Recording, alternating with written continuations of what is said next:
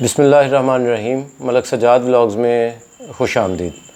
अच्छा जी, जो आज का हमारा व्लॉग है ये बहुत ही दिलचस्प है और आम जो रूटीन के व्लॉग्स होते हैं उनसे बिल्कुल हट के है। उसकी वजह यह है कि नॉर्मली जो हम व्लॉग करते हैं वो हम वीज़ा के बारे में इंफॉर्मेशन देते हैं, डॉक्यूमेंट्स के बारे में इंफॉर्मेशन देते हैं और इसी से रिलेटेड चीज़ें जो हैं उनके बारे में हम इंफॉर्मेशन देते हैं। फॉर्म कैसे फिल होगा और there is lot of things कि जी ये करें, ऐसे करें, वैसे करें।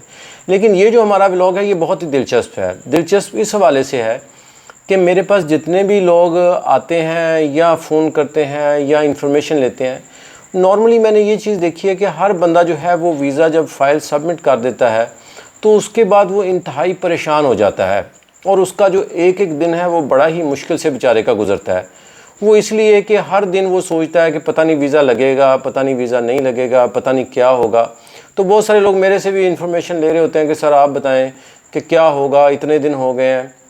मैं हर बंदे को एक बात बिल्कुल बड़ी क्लियर बताता हूं कि जब आपने वीज़ा अप्लाई कर दिया है तो उसको फिर जो है वो अल्लाह पे छोड़ दें और उसको ईज़ी लें। उसको इतनी ही अपनी ज़िंदगी को परेशानी में ना डालें कि आप जो है वो आपका खाना पीना और ओढ़ना बिछोड़ना जो है वो सिर्फ़ और सिर्फ वीज़ा ही बन जाए। अच्छा, और मैं एक चीज़ जो है वो बड़ा ही हमेशा कहता हूँ कि जब आपने वीज़ा अप्लाई कर दिया है तो यकीनन उसके बाद आपको बीइंग ए मुस्लिम अल्लाह पर भी भरोसा होना चाहिए। इसलिए कि एक बात आप याद रखें, अगर अल्लाह ताला ने आपके मुकद्दर में पाकिस्तान से बाहर का सफ़र रखा है तो फिर दुनिया की कोई ताकत वो उसको नहीं रोक सकती। और अगर अल्लाह पाक ने ये लिखा हुआ है कि आपका रिज़्क पाकिस्तान से बाहर है तो फिर भी कोई जितनी मर्ज़ी कोशिश कर ले, कोई जितनी मर्ज़ी साजिश कर ले, लेकिन आपका अगर अल्लाह पर यकीन है तो मैं ये समझता हूँ कि आप ज़रूर पाकिस्तान से बाहर जाएंगे। लेकिन हमारे यहाँ लोग बहुत ज़्यादा परेशान रहते हैं और हर दिन उनको जो है वो टेंशन के साथ गुज़रता है। लेकिन मैं जो है मैंने मतलब पूरी दुनिया में इतनी ट्रैवलिंग की है और अल्हम्दुलिल्लाह आज तक कभी वीज़ा जो है वो रिजेक्ट भी नहीं हुआ। तो इसलिए मैं सब लोगों को कहता हूँ कि यार आप अल्लाह पे भरोसा रखें। ये जो सफ़र है, सफ़र में अल्लाह ताला ने एक बहुत ही बरकत रखी हुई है। लेकिन सफ़र जो है वो अगर आपका अच्छी नीयत से है, यकीनन लोग अच्छी नीयत से ही सफ़र करते हैं, लेकिन हर बंदे की अपनी एक नीयत है।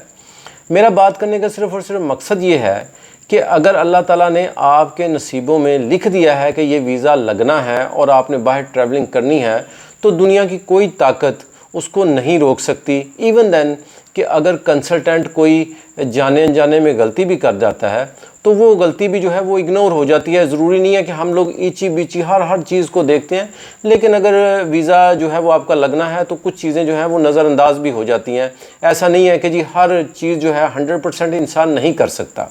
तो आपने ये बात जहन में रखनी है कि वीज़ा जो है अगर लगना है तो दुनिया की कोई ताकत नहीं रोक सकती, और अगर वीज़ा आपका लगना है तो भी कोई नहीं रोक सकता। यानी दोनों सूरतों में वीज़ा आपका अगर लगना है तो भी कोई नहीं रोक सकता और नहीं लगना तो भी कोई इसमें इंटरफेरेंस नहीं कर सकता। लेकिन मैं आपको एक बात जो है वो बड़ी ही जो कि रिलेटेड टू व्लॉग है कि अगर अल्लाह ने ये लिख दिया है कि आपने बाहर का सफ़र नहीं करना तो फिर आपको कई दफ़ा वीज़ा मिलते मिलते रह जाता है, या वीज़ा लगा लगाया आपका, या कोई ना कोई ऐसा अल्लाह की तरफ से बहाना या सबब बन जाता है कि वो आप ट्रैवलिंग नहीं कर पाते। यानी बाज़ औक़ात इंसान का वीज़ा लगा हुआ होता है और उसके बाद भी वो ट्रैवल नहीं कर पाता और बाज़ औक़ात वीज़ा लगते लगते रह जाता है। जो हमारा आज का जो व्लॉग है उसमें यही दिलचस्प वाक़या जो मैंने आपको सुनाने के लिए जो है ये व्लॉग स्टार्ट किया है कि कैसे एक शख्स की टाई और कोट ने उसका यूरोप का वीज़ा जो है वो रिजेक्ट करवा दिया। ये यकीनन एक बड़ी ही दिलचस्प जो है वो बात है। इसको मैं आपको बताता हूँ कि मेरे पास एक साहब आए, बहुत बड़े बिजनेसमैन ने, बहुत अच्छा उनका बिज़नेस है, उनका पूरी दुनिया में उनकी ट्रैवलिंग है, मतलब जितने भी आप नाम लें अदर दैन अमेरिका की उनकी ट्रैवलिंग नहीं थी। तो उन्होंने मुझे बताया कि सजाद भाई मैं अमेरिकन एम्बेसी में मेरी जहाँ पर इंटरव्यू था, मैं इंटरव्यू के लिए चला गया।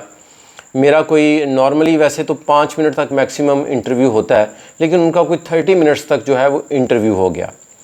और जब इंटरव्यू उनका ख़त्म हुआ तो उस औरत ने जो उनका इंटरव्यू कर रही थी उन्होंने उसको कंग्रेचुलेट किया कि जी मैं आपको मुबारक हो, आपका वीज़ा जो है वो लग गया है। मतलब आपसे मैं एग्री हूँ और मैं सेटिस्फाई हूँ और मैं आपको वीज़ा प्रॉपर दे दूँगी। और जो पेपर वीज़ा लगने के लिए दिया जाता है वो उन्होंने उसको पेपर पकड़ा दिया।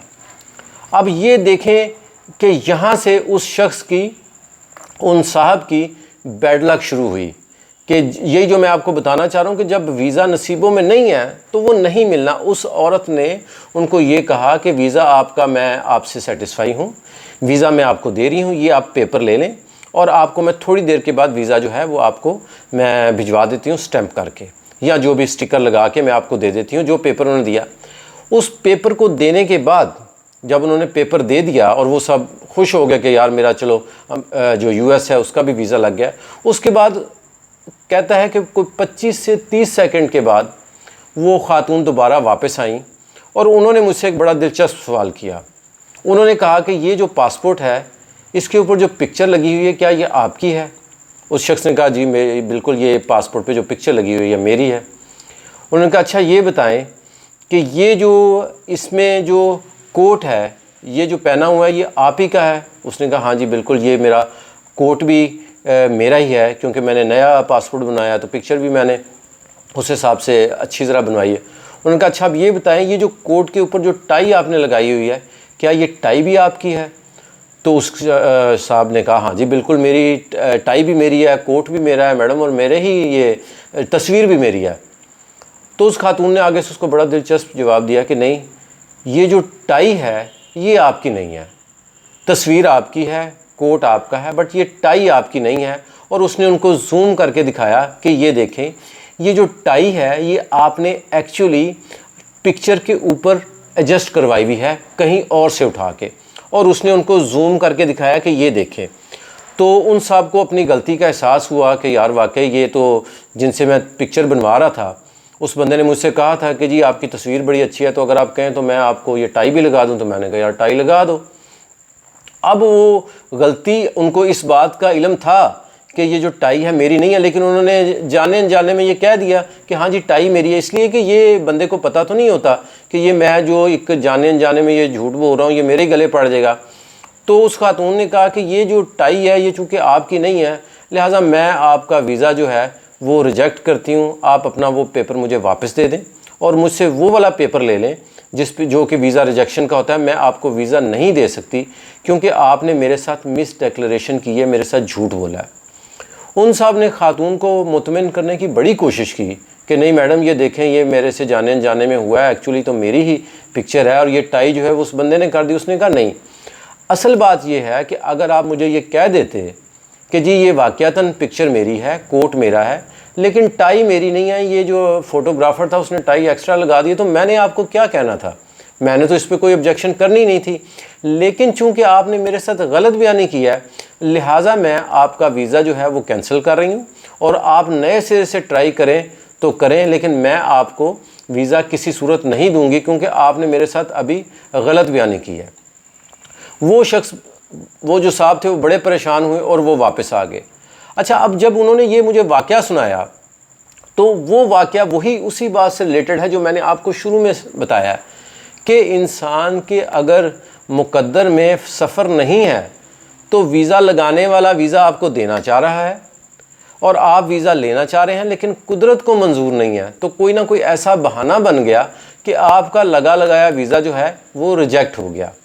और जब कुदरत को मंजूर होता है तो आप यकीन करें, मैंने यूरोप का वीज़ा अप्लाई किया है, मेरे पास उस वक्त शायद लोग ऑन कैमरा ऐसी बातें नहीं करते, लेकिन मेरे बहुत सारे दोस्त जो थे वो ग्रुप वाले कह रहे थे हमने जाना है जाना, तो मेरे पास उस वक्त बहुत ज़्यादा पैसे भी नहीं थे।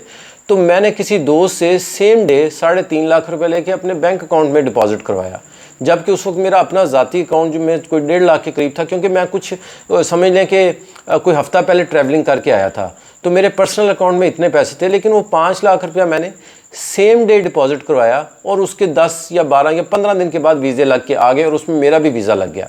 हालांकि उसमें जो होटल बुकिंग थी वो भी जो है वो मेरी तरफ से सही नहीं हो सकी थी। वो बाद में मुझे याद आया कि यार वो होटल बुकिंग जो है वो मैं तो कंफर्म जो कर ही नहीं सका था, कंफर्मेशन वाली ईमेल जो है वो तो मैं लगा ही नहीं सका था। इसके अलावा एक और मज़े की बात यह है कि मेरे पासपोर्ट जो है वो चूँकि वीज़ों से भरे हुए हैं तो आपको प्रीवियस पासपोर्ट भी साथ लगाने होते हैं, लेकिन मैंने प्रीवियस पासपोर्ट भी साथ नहीं लगाया, वो मुझे जल्दी में वो भी याद नहीं रहा, सिंपल एक पासपोर्ट लगाया, लेकिन वीज़ा लग के आ गया। तो बात करने का मकसद ये है कि अगर अल्लाह ताला ने आपके मुकद्दर में वीज़ा लिखा हुआ है, सफ़र लिखा हुआ है, तो फिर दुनिया की कोई ताकत नहीं रोक सकती आपको। और अगर आपके मुकद्दर में सफ़र नहीं है तो आपके अकाउंट में चाहे 10 करोड़ रुपया भी हो, एक पैंट या एक टाई या एक कोट जो है, या एक ज़रा सी गलती या जाने अनजाने की गलती या अल्लाह की तरफ से कोई ऐसा बहाना बन जाता है कि आपको वीज़ा नहीं मिलता। तो मेरी आप लोगों से ये दरख्वास्त है कि जो वीज़ा जब अप्लाई करें तो वीज़े को वीज़ा समझें, उसको अपनी ज़िंदगी मौत का जो है